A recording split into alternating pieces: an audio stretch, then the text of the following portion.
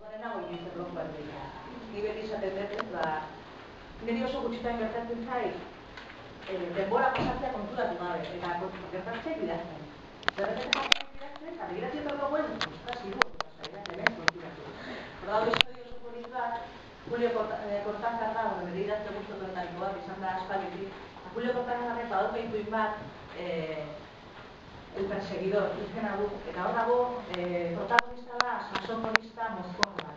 Oso ona da, baina inoiz ez da iristen behar bezala bere emanaldietara. Alkoholikoa dalako, alkoholarekin problema dauzkaretik, edo galtzen zaio saxofoia, edo mozkortuta dago, eta momentu baten, berak egitekulako monologo luzeak, eta momentu baten ipuinean esaten du, Berak sartzen dela metroan sartzen dela, eta bidaiak irauten dula minutu bat, metroko bidaiak irauten dula minutu bat. Baina, momentu hortan, metroan egiten dula sartzen da lurrazkian eta irtenten da, minutu hortan. Eta, berak ikusten ditula mendi batzuk, eta hasieran bere bat egizkatzen pito. Gontzali dute, eta zu berdin esan, gorrotu du. Baina, nik etxetan nire, nahi dezun kanta, eta aita garen dizkigun abestia. Eta gerora konturatu nintzen, abesten dizkigun abestia, bertsoak zirela. Bertso zaharrak abesten dizkigun. Eta bidez, bertso eskola hasi nintzanea, konturatu nintzen, nik bertso doi pila bat nekizkila. Aita kantatu dizkigun abestietan, abestiak dira, baina bertsoak zira. Eta hori zentzen, nire lelekoa dena da bertsoekin. Eta gero horiak telebizaren kontzuten ditut, Goi garenetan bertu saio asko dut egoteko, urtean bat egoten zan, eta joaten nintzen, gurasoekin, ez dutela, eta horrela nintzen. Bertsoa maitatzen. Angela, zenbat urtekin hasi zinen bertsoak abesten? Jende aurrean esan dut, 22ekin. Eta ni bakarrik eta ere buruan bertzatzen, 15ekin edo dutxan eta beste nintzenean. Ari. Zein da zure libururik gustukoena? Nik idatzitakoen artean edo bestela? Bestela. Pilo bat. Oso zaila egiten zait aukeratzea, gainera, uste, adin bakoitzean edo garai bakoitzean liburu diferenteak zizkira. Zazpi urterekin batzuk, 10ekin beste batzuk, 12ekin, eta ez nuke jakingo esaten. Azken boladan asko irakurtzen ditut emakumeek idatzitako liburuak, konturatu naiz, ia nahi gabe, besterik gabe eskutara etortzen zaidala irakurtzen baldin bat, esabetak florero batia gizton historiatzeko gauzak irakurtzen dut. Eta nire buruari esan nion, irakurri bat ditut, beste herriak batzutan, emakumeek irakurtzen gauzak, eta hola, eta hauten adibidez ez dituzu ezagutuko, nagusietako literatura egiten dute, baina ez askuratu dut Alice Munro, Kanadako amona bat da, 83 urtekoa idazten duna, eta zuten nola idazten du, edo jaila dago, baina Irene Mirowskiren ipuinak eta novelak eta irakurri ditut, edo Argentinako Samantha Schweblin da oso ipuin leona, Julio Cortázarren eskolakoa eta Borgesen da eskolakoa, eta idazle asko duten deskubritzen eta bat guztatzi denean, saiatzen ez irakurtzen bere liburuak, eta nahi baino denbora guztia irakurtzeko da. Aperribaiko hirugarren zikloko ikasleak gara. Ezin dut eta zer liburu irakurri dugu. Honi buruz eta zure lanbideari buruz galdera batzuk egingo dizkizugu. Baina horretik prestatu dugun bertso abestuko dugu. Hemen gaituzu, zerako gogoa ikusteko zu. Ipuina dago irakurrita, eta benetan dela polita zure dizkira. Heldu da ere gure herria, ongi etorria Aperribaira.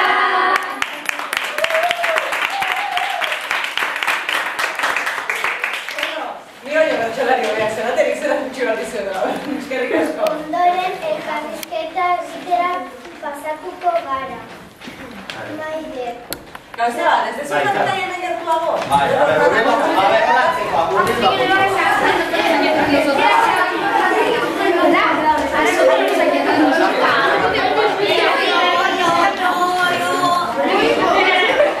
ver, Borja, Adrián, venga, abrazo. No.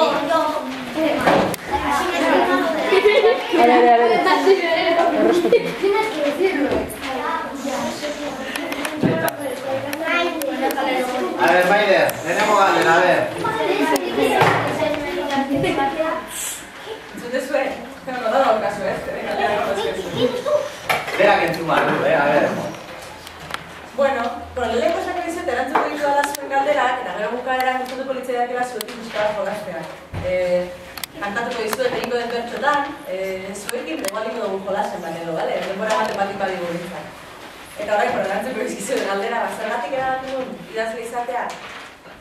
Nik uste dut, lanbideari dagokionean bizitza honetan gauza asko ez ditugula erabakitzen txikitan, ez? Nire txikitatik gustatu izan zait beti idaztea. Eta idazten nun, baina nik ez nekin idazle izango nintzanik, bai? Ni hasi nintzen idazten 6 urterekin ikastolan, eskolan dano bezala, eta 6 urterekin ez nuen idazten inok baino beto. Nintzen beste bat gehiago. Baina egia da beti gustatu izan zaizkidala letrak, irakurtzea eta idaztea eta adibidez matematikak eta zenbakiak baino gehiago. Eta beti saiatu izan naizela gehiago letretan. Eta orduan, niretzat momentan adibidez idaztea zan nire emozioak bizitzeko modu bat. Adibidez, haserratzen nintzanean lagunekin edo gurasoekin, edo maite nintzanean nik idatzi egiten. Momentan normalean idazten ditun bertsoak. Jendeak idazten ditun bezala diarioak, nik bertsoak idazten ditun. Adibidez gogoratzen naiz, 14 urterekin idazten ditula bertso batzuk, nire gurasoetaz gustatzen ez zitzaidan guztia kontatuz bertxotan, ez? Eta saritu zizkidaten herriko txapelketan eta kantatu ditun herri guztia eta horrean. Eta hori da, nire lehenengo bengantza literarioa. Hortik horrela egin dituzte gehiago, baina adibidez, maite nintzenean ere, gustatzen zitzaidan pertsonari idazten izkion bertsoak, ere dizkion ematez, oso lotxatian nintzen, baina. Horrela hasi nintzen, eta gero, 16 urten euskara edo eskaini zitaten herriko aldizkaria zutabe bat ideiazteko aukera, eta hortan hasi nintzen. Gero 17 eta 18 urterekin Bergaran badago maitasun gutunen lehiaketa bat, maitasun gutunen forma daukaten ipuinena, eta 17 eta 18 urten euskalan, 2 urtetan segidan, eman zidaten bigarren saria, lehiaketa honetan. Eta horren ondorioz, entzun aukera, deitu zidan, Euskadi Irratiko irrati esatari batek, Arantxa Iturbe, eta berak aurkezten du kultura programa bat, arratsaldekoa izanatuna, eta eskaini zidan irratian, bere programan, astero, ipuinak kontatzeko aukera. Orduan egon nintzen, 3 urtez, irratirako ipuinak idazten. Eta hor asko ikasi nuen. Ze ipuinek, literaturak testuak, behar du musikak bezala, behar du erritmo bat. Eta niretzako oso ariketa polita da, idazten denean beti irakurtzea ahots goran, bai? Entzuteko nola ze soinu daukan testuak. Eta hori asko ikasi nuen irratian. Ze, klaro, irratiako idazten nunez, ensaiak egiten nuen, irakurri aurretik astero. Eta horrela nintzen, eta gero Bilbon kazetaritza ikasi nuen, eta 3. maila egitera joan nintzen Suediara. Suedian ikasi nuen kazetaritzako 3. maila. Eta erabaki nuen, han denbora hartzea idazteko. Eta han idatzi nuen nire leheneko liburua, aurki bat erurretan. Eta gero handik aurrera, bezan da, segitu dut idazten, idazti ditut helduetan gauzak, umeentzakoak, eta gaur egun bizi naiz idaztetik eta bertsotatik. Zorionez, badaukat suertea, gustatzen zaidana egitetik bakarrik bizitzen dut. Zue, zer inspiratu zaizu ipuin hauek egitera? Aipatu ez oso hitz interesgarria, eta da inspirazioa. Nik inspirazioan ez dut sinisten. Askotan ez, pentsatzen dagoenean inspirazioan, zuetzat zer da inspirazioa, zer ulertzen dugu inspirazio moduan? Zer da inspiratzea, bai esan? Gauza batean, kontzentratu. Kontzentratzea, hortaz inbizten dut. Askotan inspiratu esaten dagoen, adibidez, zuek esatik zutenean, idatzi idazlan bat, eta esaten dezuenean, nago inspiratuta. Zer esan nahi dugu, ez zait ideiarik etortzen, ez? Eta inspirazioaren zain, egongo bagina bezala. Eta ni bete esaten dut, ni idazteko edo bertxotarako egongo banintz inspirazioaren zain, ez nukela jango. Zer adibidez, ni bertxo saio batera jaten aizenean, kontratatzen daute, ordaindu egiten didate, eta jartzen badiate gai bat eta esaten badiet, esketzait ez hori jokatzen. Edo ez nago inspiratuta, bantolatzailea sarrapiko ditzake, ez? Orduan nik ez dut sinisten inspirazioan. Sinisten dut sortzeko jarrera baten. Iruditzen zait, bai idazleak edo bai bertsolariak edo edozein artista mota, kantariak, eskultoreak, margolariak, ez direla genio batzuk habilidade batekin jaio diranak, ez? Doai batekin jaio diranak, baizik, landu egiten dezun zerbait da. Adibidez, ez dakit entzun dezuen inoiz esaldi bat bertsolariei buruz askotan esaten da. Etorria izatea, ze etorria daukan horrek. Entzun dezuen inoiz, espresio hori. Euskaraz asko erabiltzen da, igual hemen ez hainbeste, egia da igual Gipuzkoan erabiltzen dela hainbeste, nolako etorria daukan ez bertsolariei buruz. Guri ideiak etorri egingo balitzezkigu bezala zerutik. Eta nik etorrian ez dut sinisten dut ekarrian, bai? Neri zuek esaten badira zuen, zuek kantatu bertso bat. Neri bertsoa ez zait etortzen. Nik bertsoa eraiki egin behar dut, etxe bat eraikitzen da gaztea. Pentsatu behar dut, ze esango dien gazte hauei? Eta gero pentsatu behar dut. Esan nahi dian hori, nola sartuko dut, 10 edo 7-6 silaba dauzkan neurrian. Gero pentsatu behar dut, nola bukatzen da esaldia, ze hitzekin bukatzen da. Eta gero pentsatzen dut, zenbat hitz dakizkit berdin bukatzen dirana, errimatzen dutena. Eta horrekin zer esan dezaket, hitz horiekin zer esan dezaket. Eta orduan hasten ez kantatzen. Kontua da, entrenamentuaren bitartez, iritsi gaitezkela hori egitera segundu gutxitan. Baina nik bertsoak eraiki egiten ditut, bai? Montatu egiten ditut, niri zaizkit etortzen, horrela egin da. Eta ipuina hau, ja, mentatuz, txapa hau eta gero, zergatik idatzen duen ipuina hau, ezin dut eta zer, idatzi nun, gainera betu gaur oso ondo datorkitz, oso estresatuta nago, aste honetan. Aste honetan, betu, kontatuko izut nola nabilen. Atzo egon nintzak Barañainen, Iruña ondoan. Aurreko asteburuan, ostiralean egon nintzak Lazkaomendin. Larun batean egon nintzak Ibarrangelun. Igandean egon nintzak Iruditan, Baztanen, Nafarroan. Erainun egon nintzak Akaunen. Gaur, nago goizean, Galdakaon, arratsaldean Barakaldon eta biak Maulen, iparraldean.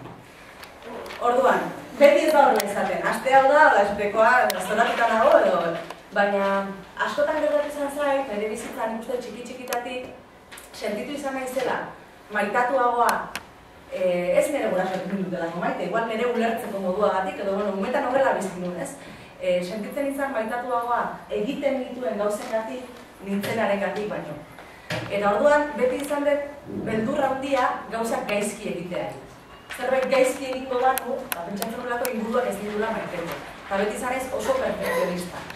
Eta horregatik pentsatu nuen egitea superheroi nekatu baten historia. Ezikututa zerreko personakea superneska bat da, inguruko guztiak oso pozi daude berarekin, baina nik umetan kiroletan ez, hau da ona danean, baina ni ikasketetan ona nintzen, irabazten ditugu bertso paper lehiaketak, idazlan lehiaketak, eta gauza batzutan trebean nintzen, eta nik neukan irudipena zen, nire aitak irribarre egiten zidala, edo notak erabaten ditunean etxera, edo sari bat irabazten nunean, baina orokorrean nire izakera ez hitzaiola asko gustatzen, asko haserratzen zen nirekin, eta orduan nengon beldurtuta. Eta beti pentsatzen dut, demostratu behar niola ez, notak onak erota hobeak atera behar ditut, eta ipuinak erota hobeak egin behar ditut. Eta momentu baten konturatu nintzen, benetan ausarta izatea edo superheroia izatea ez dala dana egitea eta dana ondo egitea, baizik egiten dugunarekin pozik bizitzea. Eta orduan superheroi batek jakin behar du esaten ezin dut, edo jakin behar du esaten ez dut nahi. Bai? Ze askotan txikitan ikusten dugunean telebistako superheroia esan dugu haze honak edo Superman izatea, Spiderman izatea, ez zuzuak egozada. Baina zuen pentsatu, Spidermanek nik esatizudan bezala gaur baina, estresadura, gaur egun garren, handiak hemen, niri gustatzen zait pilo bat nire lana. Baina lana bihurtzen den momentutik, batzutan, jaikitzen naiz goizean, esaten dut, gaur geldituko nintzake deskansatzen. Segurazki Spidermanek berdina esatituko du, esango dut, joder, egun zaite salbatzera ez dakitzen. Nahiago, egon telebista ikusten hemen, edo lagunekin egon parrangan, ez? Baina, zure lana bihurtzen den momentuan, erantzun egin behar diozu. Eta, bueno, horregatik idatzen. Urko, nola bururatu zaizu liburuak idaztea? Bueno, uste erantzun dutela aurreko galderetan. Beti izan da, nire emozioak bideratzeko modu bat, eta nire realitatea inguratzen nagoenetan izatea, eta nire burua ulertzeko modu bat. Eta gero da, asko gustatzen zaila zerbait da, hitzekin jolastea. Erutzen izugarrizko suertea dukagala, zera oso afizio merkea, ez da eztermea. Adibidez nik bertxotarako ez dut ezen behar, behar dut ahotsa eta burua.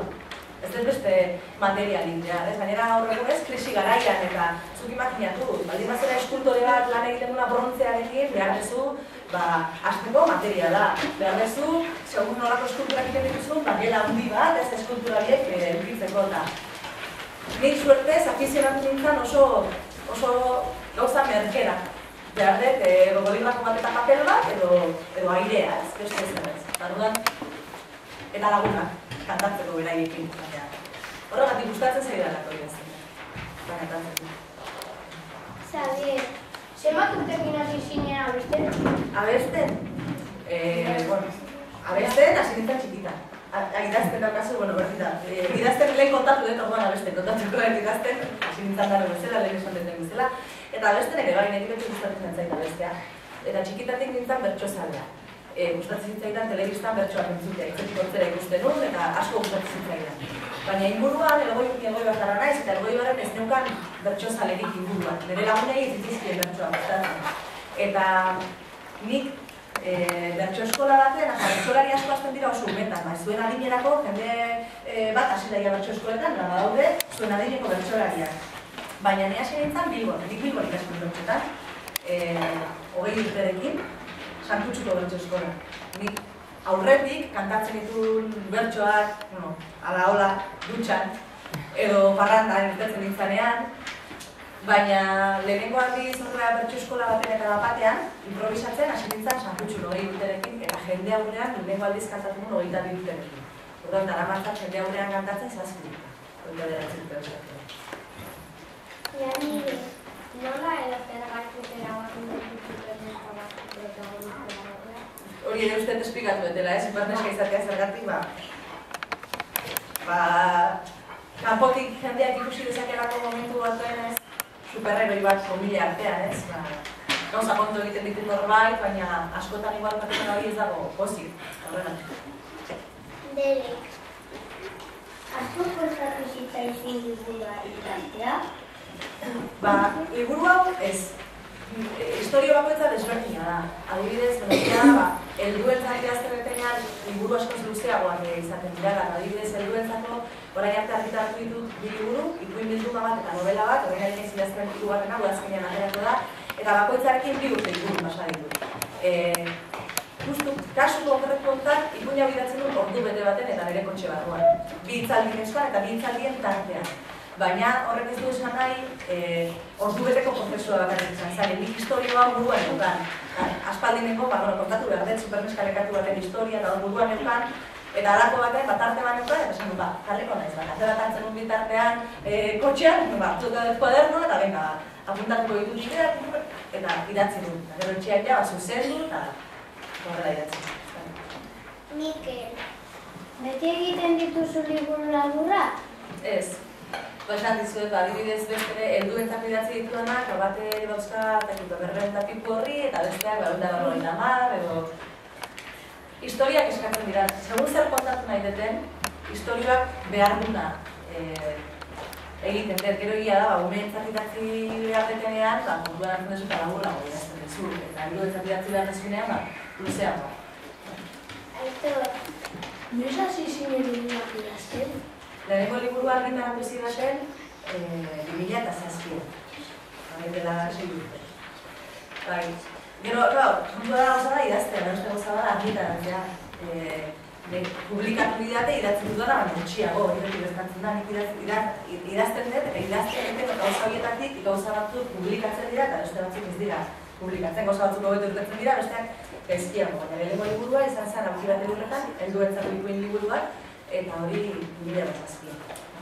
Suediatik bueltatzen nintzen. Asier, zein izan da zure lehen liburu? Aurki bat edurretan. Oie, zergatik bere aita superneska esaten dio naiz eta berak ezin? Bere aitak superneska bat ikusi nahi dudako. Segura eski bere aitak supermutil bat izan nahi zulako, umetan eta ez zulako batu. Eta orduan askotan lortzen ez ditu gauzak gure umei eskatzen dizkiegu, ez? Nik uste dut hori dela guraso asko egiten duten akatsa. Beraien ilusioak proiektatzea umeengan, ez? Eta pentsatzea, nik lortu ez duena, lortu dezala berak. Intentzio honenarekin, pentsatu zuen egingo diola, baina igual umearen ilusioak ez dira berdinak. Edo ez ditu modu berean bizi nahi, ez? Horregatik. Zein izan da zure liburu luzeena? Luzeena ere aurki bat edurretan izan da. Bai, novela laburragoa da. Borja, zer gustatzen zaizu gehiago, bertsoak abestea edo liburuak egitea? Dia. Askotan galdetzen didate hori ezingo nuke aukeratuta gainera elkar osatzen dute niretzat. Ni egon beharko gain, zetia bi gauza oso diferente. Bertxotan adibidez improvisatu egiten da, momentuak kantatzen duzu. Bertxotan jendearen aurrean, publiko batekin egiten duzu. Bertxotan egiten duzu normalean festa giroan, herrietako jaietan, bertxo afarietan, bertxotan egiten duzu beti beste lagun batekin ondoan, eta beste bertxolariak ere, bere laguna, dira dago bera laguna. Eta hor oso ondo pasatzen dez. Baina esan duten bezala, egon beharko ganu, astero, aste honetan bezala, egunero joaten leku batera, bestera azkenean, horrek nekatu egiten hau. Eta behar de kontrakoa. Etxean, bakarri, gai bakoitzarekin nahi duten denbora guztia eskaintzen, nahi duten denbora guztia pentsatzen, nahi duten gauzi bakarrik kantatzen, ze bertxotan jartzen dizkigute gai pilo bat, eta gai horietako batzuk asko interesatzen zaizkigu, baina beste batzuk ez. Nire adibidez futbola ez zait batera gustatzen, eta askotan kantatu behar dut futbolari buruz, gaiak jarri dadelako.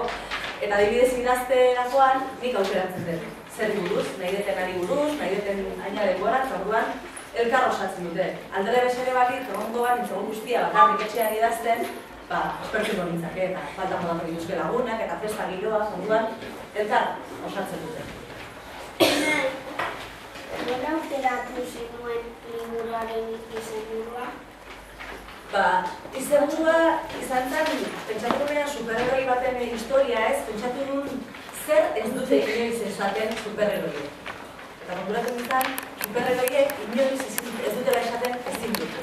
Eta orduan hortik edo rezuzidan, bueno bai, diko dut superheroiek nekatu bat, ikasten duna esaten ezin dut eta zer. Eta benetan, nire ustez superheroi bihurtzen duna hori izatea, ez azkenean, guri ikusten unetatik ez digutela erakusten gure ahultasunak edo gure akatsak maitatzen, bai? Beti saiatzen gara ezkutatzen, baldin bagera ez bagera indartsuak, saiatzen gara hori ez aipatzen edo jendeak ez dezala igerri, edo ez bagera politak, saiatzen gara makilatzen eta jendeak ez, eta nik uste benetan indartsua izatea dela zure akatsak maitatzen ikastea, esatea, eta zer, bilduma bat da, ez dakit beste liburuak ezagutzen dituzuen.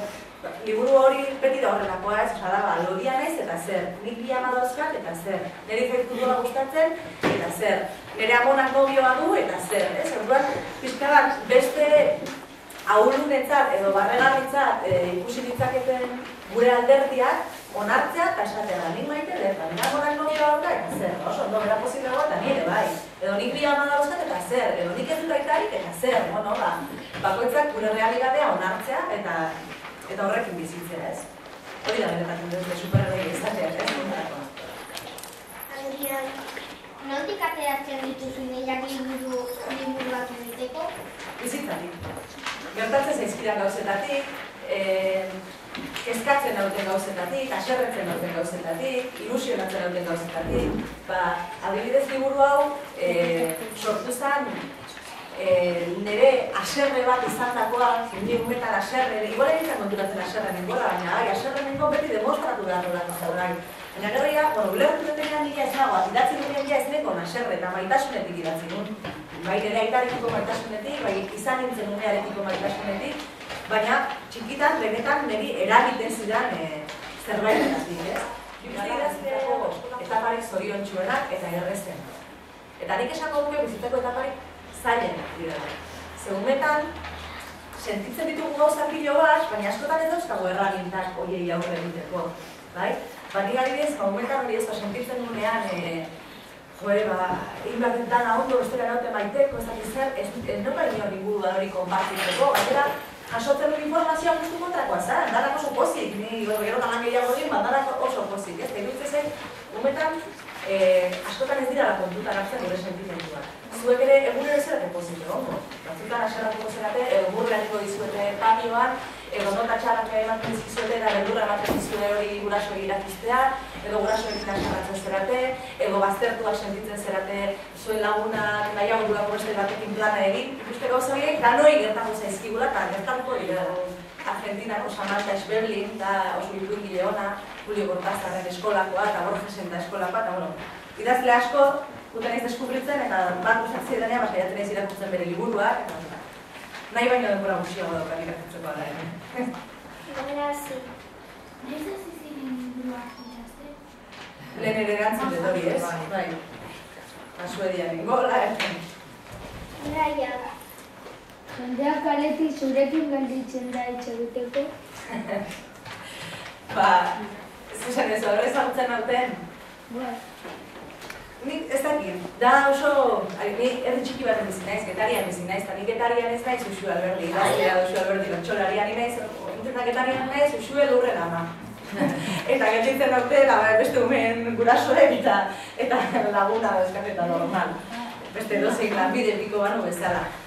Gero egia da, aspaldien ez zuten parrandan, txiki daukadalako, baina igual parrandan irtetzen nintzanean eta segun ze lekutan, batez ere oso giro bertxozalea, oso giro euskalduna zegoen lekutan, hor bai, jendea etortzen zan, edo kantatzen zituen, kantatu bertxo bat, edo kantatzen etortzen ziren eta kantatzen ziren bertxo bat, edo noizean behin norbaitek esan dizu, jo, iratzen dut zure liburua eta gustatu zait, edo duzina, baina normalean ni hori, Getarian bizi naiz, eta oso bizimodu normala dukak. Maite, txikietatik gustatua zaizkizu bertsoak egitea edo geroago izan da? Hori edo zuen erantzun dutela, ez? Bai. Gustatu beti, baina hasi nintzen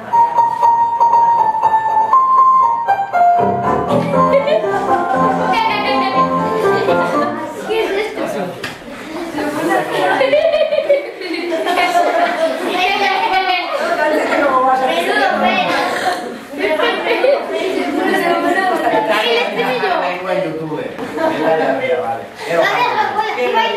Liburuan agertzen zen,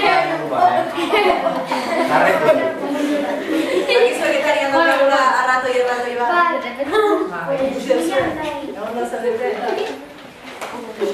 Oso herri polita. Bueno, arratoia, segun, arratoia deitzen diote, Getariko arratoia deitzen diote, baina Jorge Oteiza eskultoreak sentenzun ez da arratoia, balea ez da.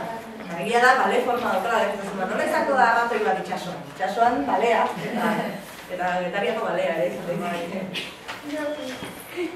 Zein kirol gustatzen zaizu? Kirola egiten duzu zen? Kirola, egia esan kirolzalea amorratua ez naiz, bastante alperra naiz, egia esan. Eta ikusteko, ni daukat ofizio frustratu bat, eta da, umetan izan nahi nun gimnasia. Eta egiten nun gimnasia ritmika, baina utzi nun segituan. Eta oraindik ere ikustituanean olimpiadetan ez, gimnasia ritmikoa egiten eta galditzen den erretua, zen polita. Baita ere, eskerrak ez nintzala gimnasta izan, zer hori bai dala benetan exigentea. Eta ni nintzan moduko izan da euskal nola bukatuko. Baina, badibidez ikusteko eta asko gustatzen zait, gero beti gustatzen zait gehi egitea. Gustatzen zait asko ura, bai itxasoan eta pistinan eta uretan egon nintzake denbora pilo bat, pistiz naiz, igual arrain xamarra naiz. Eta gero dantza egitea gustatzen zait, kirola konsideratzen da, baina dantza egitea gustatzen zait behin. Horrela, jende gehiera ere zaizkion kirolak, eta futbola, pilota eta gauza hori ez gustatzen. Lehen eskustatik zer da gogoratzen duzuna? Gauza asko gogoratzen ditut. Txarrak egin ditut, ja ez da. Niretzako ez da erresa, adibidez ikastolara joatea. Askotan ezki pasatzen nolako, egia da, nik beti esakitet, nik Bilbon berriz jaio nintzen, egurak bizitzen etorren nintzanean. Ni unbetan askotan sentitzen nintzen bitxo raro bat ez dira. Lagunan euskal, lagunen ibiltzen nintzen, eta ondo, baina kostatzen zitzaidan nire lekua topatzea bai familian, bai lagunatzean, bai herrian, igual nik euskal afizioak konpartietan zituzten lagunak ez ditun topatzen, askotan aspertu nintzen nire lagunekin, lagunek zuzkaten konversazioetan, eta nintzen erabat aseruta sentitzen ez, eta horrezki pasatzen nuen, zesaten nuen zedortatzen zait, zeratik ez izkin gustatzen beste gustatzen zaizkien gauzak ez, askotan nintzen nuen zer naiz arroa, zer naiz biztila bat, erautela asetzen ez nire inguruko konversazioek eta enun topatzen nire lekua. Gero adibidez, torren nintzen Bilbora eta konturatu nintzen, jende pilo bat zegoela, nire guztizitezkion gauza guztizitezkienak, eta hor, ja beste lagun batzuk egin ditu, bueno, bitxo raroa izango naiz, baina nire zelako bitxo raro bitxo bat daude, eta listo, eta behin oso lagun hona dauzkat, baina unbetan egitea kostatzen zitzaidana. Eta egia esan, oroitzapenen artean, unbetako oroitzapenetan gehiago pixatzen didaten negatiboek, positiboek baino. Eta egia da, momentu politak komentuak lehen eskuntzatik goratzen ditut, eskursioak, goratzen ditut Gogoratzen dut dana, dakizkin ere ikaskide guztien izenak abiabizen eta telefonoarekin gogoratzen ez oraindik. Garai hartan mobilik eta zineukanean, eta oraindik jakiko luken ere egunerako lagun guztien telefonoa eta gogoratzen dut gauza asko, ez? Baina emozionalki esan eretzako momentu errez bat izan. Badai ere, etxean ere igual egintzalako ondo sentitzen, eta orduan esan eretxa. Zein da zure bertsolaririk gustukoena? Jo, hori ere, oso zailak geratzen. Asko gustatzen zaizkit, eta gainera bakoitzaren kandik hartuko nituzke gauza desberdinak. Baina, bat esan behar baldin bat, baiaren dut jambio esango duke, irasi detelako asko, beraren gandik. Ez bakarrik bertsolari bezala, bezik dutzen Maialenek daukala kriston meritua, ze gizonezkoak bakarrik ari ziren mundu batean jakin du bere bideak. Bertxotan den gizonek bakarrik handatzen zuten, eta Maialen egon da urte pila batean, bere izanez, saioetako neska bakarra, eta gainera iritsi da puntaraino, ez? Txapela, Euskal Herriko txapetu izatera iritsi da, hasita oso bazterreko leku batetik. Ikaragarri gustatzen Unai Iturriaga izan da niretzako, asko identifikatzen nintzen, ez? Bere makarra izateko modu horrekin, eta pixka batez munduarekin aserre egoteko gazte horrekin, eta rebeldia horrekin, bere asko gustatzen zantzei beti, ez? Asko gustatzen Igorre Lortzaren zuzentasuna, eta ez txukuntazio dut ditu bertsoak, Andoni Egaña, dara kamaleoi bat, afila egokitzen gaztetxe baten, bera da gazteena. Baserritar giroan, bera da baserritarrena. Daki egokitzen leku guztietara. Asko gustatzen Iker Zubeldiaren humorea, Ametsa Zailusen mundu ikuskera, pila gustatzen eta ze errex egiten dituen bertsoak. Bakoitzaren gandik hartuko nuke gauza bat. Nahiago guztiola. Zein bertzerarekin gustatzen zaizu bertzatzen? Lagunak ditut, danak, egia da, batzuekin hor pixka bat hobeto konpontzera da bestekin baina nik orokorrean beti kantatzen dut guztorak, edo ez edik.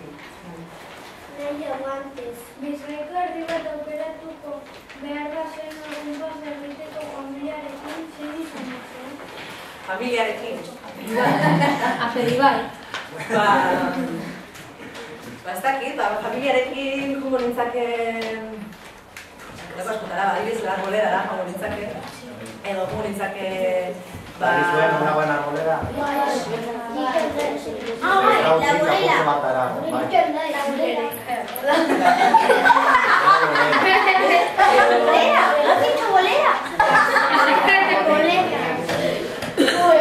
Edo adibidez gustatzen asko Aidare Laga, Talaida, eta inguru hori, Kostaldea, edo, leku asko gustatzen zaizkit, edo, ez dakit.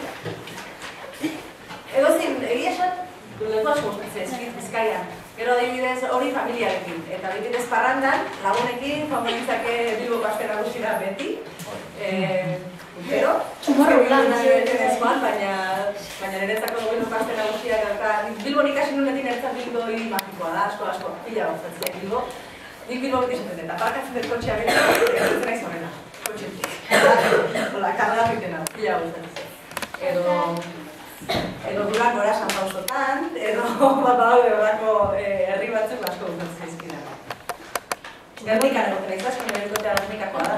Gernika zaiten guztu gustatzen. Baina Tomorrowland. Nor da Gernikakoa bebai?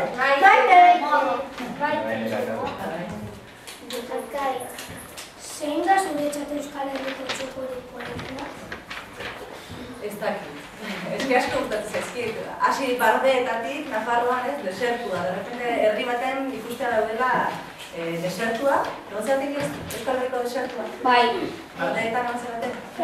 Merezi du benetan, da, de repente esatezu, ostra, hau ere Euskal Herria da, ez? De repente tan desertua dana, area, dana. Eta, adibidez, astebutotan esan dizuet maulera nikoa, eta askotan ez dauka gurturarik, ez? Iparratera joateko eta ere gutxiago maulera, Getarietik dago 3 ordura, hemendikan igual dago da ordura. Eta zer desberdina dira kaleak, zer desberdina da jendea, hango paisaiak iparraldeko herri txikiak zaizkit pila bat, gustatzen zaizkit pila bat, iparraldeko herri txikietako kanposantuak, esako desberdina gauz dago, burutik jota dago baina.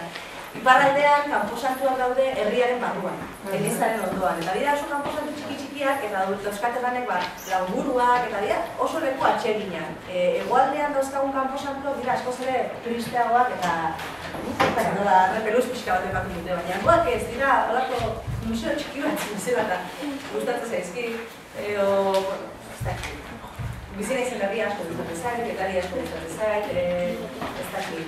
Guten ez Goierriga eta ikusten dut hango paisaia gustatzen zaizkit, Danetik, lenguan Ibarrangelura joaten ez ostras, nolako paisaia hauden hemen ez, Ea eta Ispaster, eta inguru hori dira zoragarri egitzen zait. Suertez, bertsolarian naizen ez herripila horretan ibiltzen naiz eta leku asko ezagutzen ditu. Zein motatako musika entzuten duzu? Ez dut entzuten musika asko. Eta ez zaidalako gustatzen, baizik lanerako ez dakit idazten musikarekin, idazte batzuk idazten dute musikarekin, eta hola lindarret isiltasuna, eta bertxotarako ere bai, eta etxean entzuten dut bidixetako hori, egon guztia, numearekin, eta baina gustatzen zaitezkidana, beste gauza batzuk dira, baina batez ere entzuten dut musika kotxera. Bidaiak nagola, orain gertatzen zen, ez dut astirik, egundariak irakurtzeko, eta albistegiak ikusteko, askotan jartzen dut kotxean irratia, enteratzeko zer gertatzen ari da, zer bertsolari izateko duki behar dezu egunerokotasunari buruzko informazioa, ez? Baina bestela, ez dakit, burura etortzen zaizkidana ere, asko fijatzen naiz letretan. Eta orduan beti gustatzen zen zaizkit kantautoreak, asko. Naiz igual hainbeste ez dakit asko musikaz. Eta orduan konturatzen naiz, kanta bat ez bada inona, baina letra hona baldin bada, gustatzen zaidala, ez? Eta euskaldeen artean ez dakit asko gustatzen zaid Gari, gero gaztaroak ere markatzen du, eta ertzainak eta ere asko gustatzen zitzaidan, eta musika jarreta, ito gustatzen zitzaidan asko euskaldunen artean, eta ez dakit, Anari gustatzen zaid asko. Badaude, hainbat. Eta Melendi? Melendi! Melendi, entzun izan dut, egia esan. Bilbon ikasten dut garaia nola leheneko urteetan akordatzen ez, nire pixukide batek entzuten zula, eta entzuten nuen eta kantatzeko gai izango nintzake. Oraindik. Melendik rastaz eska garaia. Entzuten nuen. Zure semea bat bertsolariak izatea gustatuko litzaizuke? Ez nuke superneskaren aita bezalakoa izan, nahiko nuke beraien nahi dutena egitea. Gustatzen baldin bazaio ondo eta besterak egin. Berta, nola hasi zinen bertso munduan? Kontatu dut pixka batez, baina hori beti izan zen ere puzkopa eta Bilbora etorri nintzakar ikastera Azkaritzako nire klasean, zegoen beste mutik bat, Jokin Nagaien arsatekoa, bertso eskolara joaten zen. Eta gu baten esanio, bat momentu nintzen berakin, esanio, Jokin zurekin batera joango naiz. Zantzea, etorri, eta junginan ara, eta beste pentsatzen zuten nik barekila bertxotan. Orduan, lehenko, beste bertso eskola batetik edo nentorrela. Orduan, haien batzut esan ziguten, lehenko hausu eta Jokin, zuentzako gaia, gare ziguten gai bat, eta kantatu, horrela segitzen. Kantatzen lagun bezala, eta da. Ani, eskola garaian delako lagunekin bertsoak abesten zenituen? Ez, abesten genitu, euskeran lantzen genitunean bertsoak edola, baina nire lagunei egitezkien bertsoa gustatzen. Gero da, nik etxean idazten ditu, eta bazeudela lagun batzuk entzutea, idazten ditu bertsoak entzutea gustatzen zitzaienak. Eta babezetan gaudiatzen izan bai, eta kantatu. Eta kantatzen nien hiru lau ganeuskan nola inguruan, baina bestela esan gure afizioetako bat, bertxotan aritzea. Listo?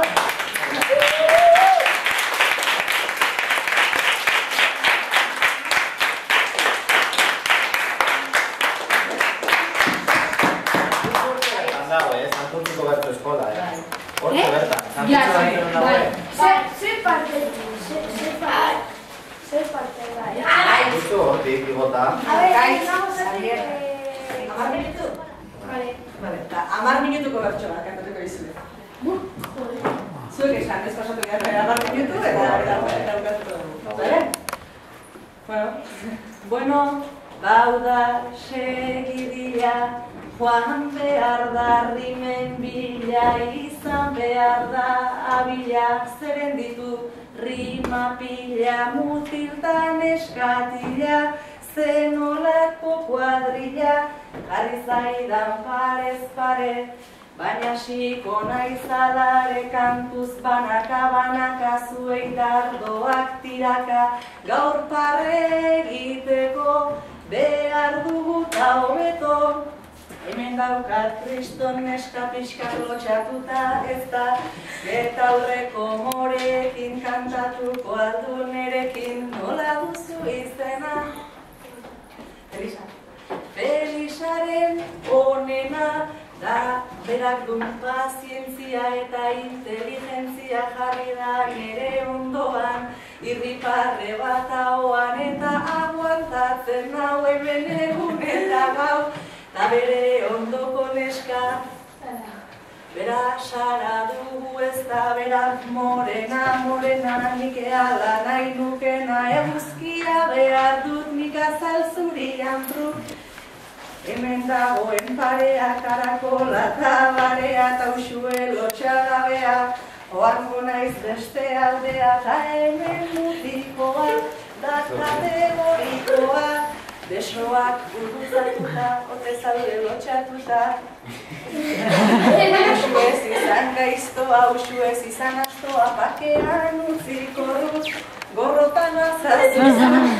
Eta hemen kriston kuadrilla, zenolako marabila, goian batzuk hauek behan, guztiak nire parean, eta sila azpira sartu altzara tira, hori da abildadea, nik dut problema grabea, hortarako jana izarra, eta hori litzak etxarra. Bueno, baina, banoa etzen dire asmoa betirako gelditzea, eta orantzako letxea, hemen daude bitxoenak, ondoan jarrita denak, azkenengo hilaran, azkenengo boladan, beti esertzen zarete, ta gela marmarrez bete, belarrira hitz egiten, begira nola dakiten, hola ibiltzen ginen, ez pentsatu ez finen izaten ginela beti, ezagutzen dute ederkinik hemengo panorama eta zuen sekretu dana, beti neskei kantari, ibiltzeko adi-adi eta ziria sartzeko badute nahiko talento. Barre egiten dute nik esanaren truke, esan ote dute egia, edota egi erdia. Baina ondo pasatzen dute eta dute nahiko bertute izenak nola dira, naukazue begira. Jon Aritz. Brian, Azkar. Brian. Jon Aritz eta hor Brian, niri zerbait esan nahian, eta hemengoak nola dira. Azkar. Asier. Azkar. Azkar Ismael Asier, kantatuko dut bibider. Asier, Ismael, Azkar, ikasi ditut azkar, baina buruak gordetzeko, sartu behar dut perfecto, baina nahi superneska, ohartu zarete ez da. Bueno, eta hemen lau, honek, ni beldurtzen hau, hau betik gora begira, azken olako beroak eta nire kuleroak ikusiko dizkit. Berak bat egiten dit, baina lasai ez lotxatu, eta ez dinori kontatu, izena nola duzue? Angel. Miguel. Jotu. Asko posten da usue, Jokien Angel eta Miguel badute nahiko nivel, baina nikoa bera, orain zuei kantatzera. Badaukat nik kapitxoa, hau da Kristoren britxoa. Egin dizut irriparre horren dut, zeinen murtiko guapoa, bera dugu galakoa, eta ni naizen ez lista, honek dirudi surfista zara. Erola ibiltzeko, eta alboko mutilak azean du hile pila bezu Kristoren koleta, modernoa dugu ez da nik ere olako bat hartuko nuke aintzat zer moztu zidaten dena, koleta flekilloarena dena joan zen airean, eta ni nahi gabean, zuen izenak nola dira? Adrián. Borja. Bada, begira, Markel, Adrián eta Borja, orain gelditzen naiz koja, zer rima zaila zeukan, eta izan dut nahiko lan, baina noa atera, eta hemen dauden eskapila, zenolako marabila, dena boro ginean, eta modu isilean, baina ni nago trantzean, zuek eseriatzean eta mutilak aurrean, hola izan beharrean, egin gauzak aldrebes, ala hobe direnez, bestelako denak perfektak, eta hola bete karpetak, eta guztien nota honak, eta nun daude hauen bromak, zuek ere egin buia, joan irakasleen bila eta hiek zirikatu, ez dena aprobatu, bestela aspergarria izaten datagarria, gero danak superneskak, eta gero kristoren pezkarri moduan gaur, hemen gaude daiko hau, eta bueno, bukatzera, beharko da esertzera, baina bukatu baino lehen, egingo hartugu hemen guk esperimentu bat, hortan gogoa dauzak, egin ezazu etxalo, ez bakarrik janetalo, eskuak eskuen kontra, ritmoa, gogorka, eta nire moan, kantatzen moan, zengorak, goraka, egin pixkatarata, karrago, etarak, prestatu, nila matzoa, kantabetzoa, izan daukada, probleman, egin maizatarrena, zaten dut, zera, bila, baino, izan,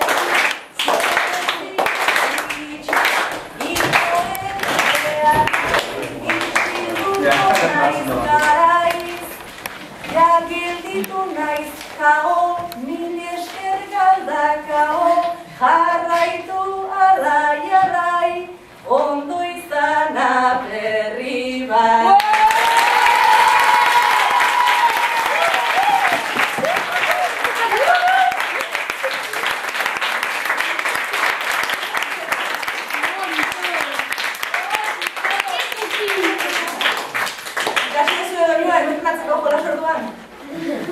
Errexia da, errimak bakarrik hor dituzio. ¿Podemos hacerlo otra vez? Jo, zero bai animatzen duzu, Yo sí, Ez dago raperorik hemen? Berdina da, berdina da. Datorren maiatzean abestuko dute raperoekin. Igual da. Beste doinu batekin, beste ritmo batekin, baina azkenean berrimak binaka.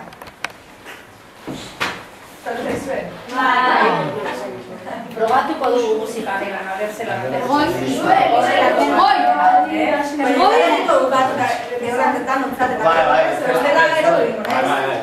A ver, eman hori garria, a ver, azkar. Hala, eskerrik asko. Y la flor mucho. Vale,